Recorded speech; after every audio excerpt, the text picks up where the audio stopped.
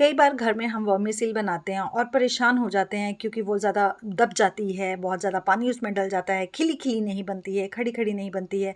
तो इस परेशानी को हटाने के लिए कुछ ट्रिक्स और कुछ ही टिप्स को फॉलो करने की ज़रूरत है। और अगर आपको रेसिपी देखनी तो फटाफट से चैनल को सब्सक्राइब कर दें ताकि टाइम टू टाइम नोटिफिकेशन आपको मिलती रहे और कोई भी इंटरेस्टिंग सी रेसिपी आप लोग स्किप ना कर सकें। नोटिफिकेशन मिलती रहेगी और आप रोज़ रोज़ नई नई रेसिपीज़ देख पाएंगे। तो चलिए रेसिपी स्टार्ट करते हैं। वर्मीसेल बनाने के लिए मैंने लगभग 1 कप रोस्टेड वर्मीसेल ही ली थी, लेकिन फिर भी मैंने इसे थोड़ा भून लिया था देसी घी में। सिर्फ 1 चम्मच देसी घी डाला था और उसमें मैंने 1 कप वर्मीसेल की सेवियां डाल दी थी इसको रोस्ट करने के लिए, ताकि जो भी कच्चापन इसमें रह गया वो भी चला जाए और ये अच्छे से रोस्ट हो जाए। जैसे ही ये थोड़ा सा गोल्डन ब्राउन कलर पकड़ लेती है तो आपकी वर्मीसेल इट मीन्स रोस्ट हो चुकी है। आपको निकालकर इसे एक प्लेट में सेपरेटली रख लेना है।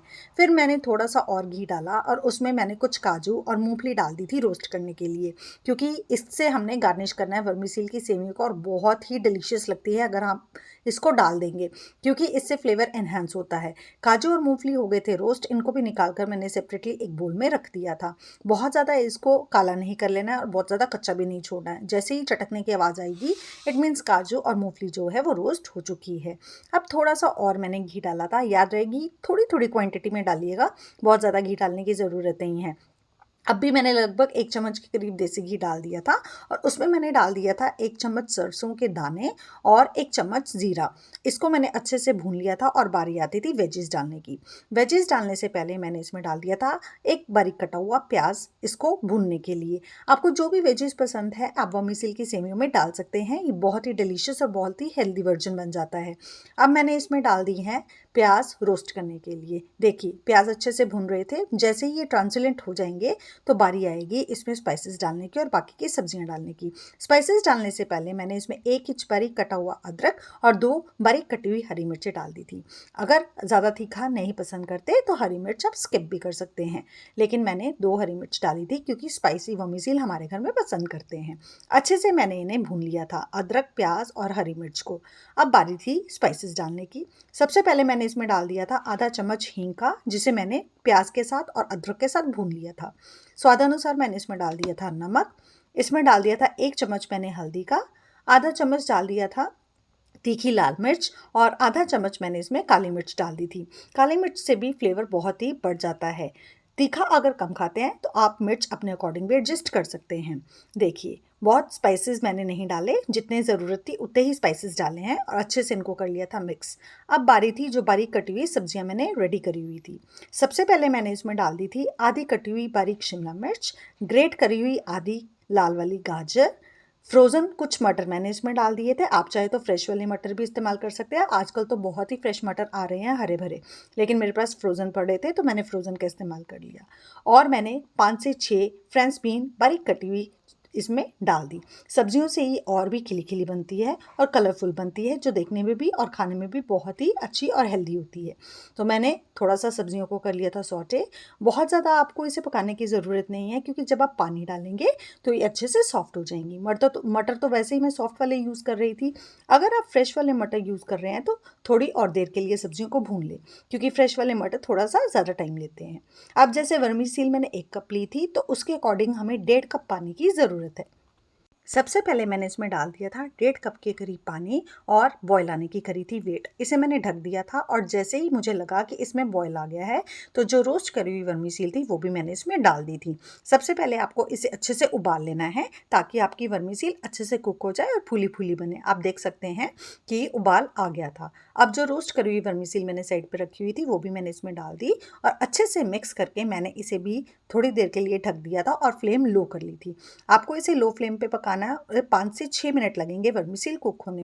बहुत ज़्यादा टाइम नहीं लगेगा क्योंकि वर्मीसेल ऑलरेडी हमने रोस्ट करी हुई है। तो सारी की सारी वर्मीसेल मैंने इसमें डाल दी थी और इसे लिड से कवर कर दिया था और फ्लेम कर दी थी लो। गाइज अगर आपको मेरी रेसिपीज़ पसंद आ रही हैं तो चैनल को तो सब्सक्राइब करना बिल्कुल मत भूलिए, लाइक करें, शेयर करें और रेसिपीज़ अपने घर पर ट्राई करके मुझे कमेंट सेक्शन में फीडबैक ज़रूर दिया करें। चलिए अब आगे बढ़ते हैं। थोड़ी देर के बाद जब मैंने ढक्कन हटाया तो आप देख सकते हैं वर्मीसेल अच्छे से कुक हो चुकी है। अब मैंने ढक्कन हटाकर इसे अच्छे से कर लिया था मिक्स, ताकि जो भी पानी की क्वांटिटी इसमें थोड़ी बहुत रह गई है वो भी इवेपोरेट हो जाए। आप देख सकते हैं बहुत सारा धुआं निकल रहा है और पानी तो इसमें बिल्कुल ख़त्म हो गया था। तो बस चम्मच की हेल्प से या कड़छी की हेल्प से इसे हिलाना है और फिर इसे गार्निश कर लेना है। मैंने आपको दबाकर भी दिखा दिया, आप देख सकते हैं बहुत ईजिली ये दब गई। इट मीन्स ये अच्छे से कुक हो चुकी है और सॉफ्ट भी हो गई है। अब जो मैंने मूंगफली और काजू रोस्ट करे हुए थे वो सबसे पहले मैंने डाल दिए और मिक्स कर दिए, और ऊपर से आधा चम्मच मैंने डाल दिया गरम मसाला। गरम मसाला से फ्लेवर बढ़ जाता है। ये गरम मसाला घर पे बना हुआ मैं यूज़ कर रही हूँ। अब मैंने इन सबको मिक्स कर लिया था और फाइनल गार्निशिंग जो मैंने करी थी वो करी थी धनिया पत्ती से। धनिया पत्ती तो हर एक चीज़ में चार चांद लगा देती है, और वैसे भी ये मेरी फेवरेट है। कोई भी चीज़, कोई भी रेसिपी जब मैं बनाती हूँ तो उसमें धनिया पत्ती का इस्तेमाल ज़रूर करती हूँ। इससे क्या होता है ना, चीज़ देखने में भी बहुत अच्छी लगती है और खाने में तो इसका टेस्ट बढ़ ही जाता है। तो अच्छे से मैंने सभी इंग्रेडिएंट्स को मिक्स कर लिया था जो पक गई थी मेरी वर्मीसेल, और ऊपर से गार्निश कर लिया था फ्रेश धनिया पत्ती से। आपको पता है आजकल तो हरी भरी सब्जियां बहुत आ रही हैं और फ्रेश फ्रेश सब्जियां आ रही है। अब बहुत सारी वेजिस का इस्तेमाल कर सकते हैं। तो आप देख सकते हैं बहुत खिली खिली खड़ी खड़ी वर्मीसेल बनकर थी रेडी। बारी थी गर्मा गर्म परोसने की। आप भी जल्दी से इन्हें ट्राई करें, अपने घर वालों को खिलाएं, बच्चों के इवन टिफ़िन में भी आप ये डाल सकते हैं, क्योंकि ये बहुत ही हेल्दी वर्जन है वर्मीसेल का। इससे टीचर्स को भी ऑब्जेक्शन नहीं होगी, क्योंकि आजकल आपको पता है स्कूल्स में भी मना है कि आप नूडल्स ना लाएं, मैगी ना लाएं, लेकिन इसे कोई भी मना नहीं करेगा कि इसमें भरपूर वेजीज हैं और ये हेल्दी वर्जन है सेमियों का। और वैसे भी इसमें आटे वाली भी आती हैं, आप आटे वाली यूज़ करें ना कि मैदे वाली। अब बारी थी गर्मा गर्म परोसने की। अब मैंने प्लेटिंग करनी शुरू कर दी, क्योंकि घर वाले वेट कर रहे थे गर्मा गर्म सेमियों की। तो मैंने जल्दी से प्लेट में से सर्व कर दिया और सबको खाने के लिए दे दी।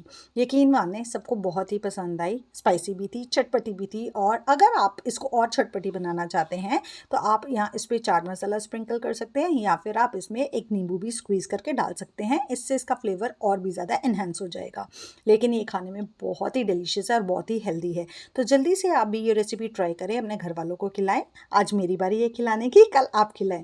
और मुझे कमेंट सेक्शन में कमेंट करके ज़रूर बताया करें कि आपके घर वालों को मेरी बताई हुई रेसिपीज़ कैसी लग रही हैं, क्या उनको पसंद आ रही हैं। देख सकते हैं आप सेमियों को कितनी कलरफुल लग रही हैं। दिल कर रहा है ना आपका भी खाने का। कोई चीज़ें होती हैं जिसे देखकर ही खाने का दिल करता है, मुंह में पानी आ जाता है। ये भी उनमें से एक डिश है। तो आप जल्दी से ट्राई करिए और अपने घर वालों को गर्मा गर्म परोसिए, क्योंकि ठंड का मौसम है। Don't forget to subscribe. Thank you for watching.